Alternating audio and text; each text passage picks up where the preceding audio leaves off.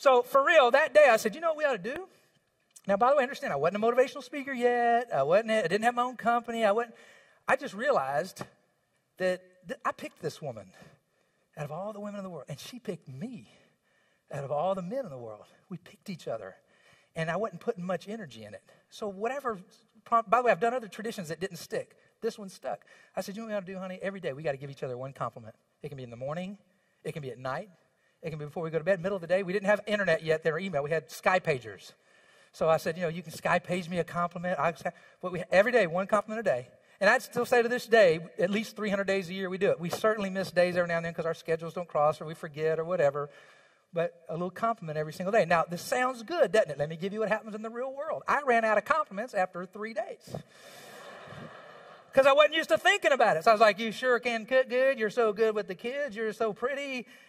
And I got nothing, And she ran out after 1 day. She was like, you sure can lift heavy stuff. Nothing. It's just... So the point is, when you start doing this stuff, so now I had to start watching her like psycho every afternoon to find out, here's a good thing. I can come. The kid's like, what are you doing? I'm like, I'm trying to watch your mother. I got to find something good.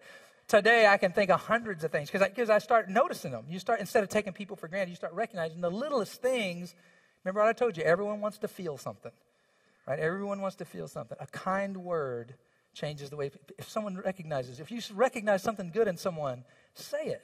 You always have a smile on your face. How do you do it? This company's so lucky to have you and your computer skills. How do you get us on the right track? Every time we get in meetings, we get on the wrong track. You're the one that pulls us back on track. Whatever it is, if you can't think of something good to say, just say, those are nice shoes, right? That'll be your code, all right?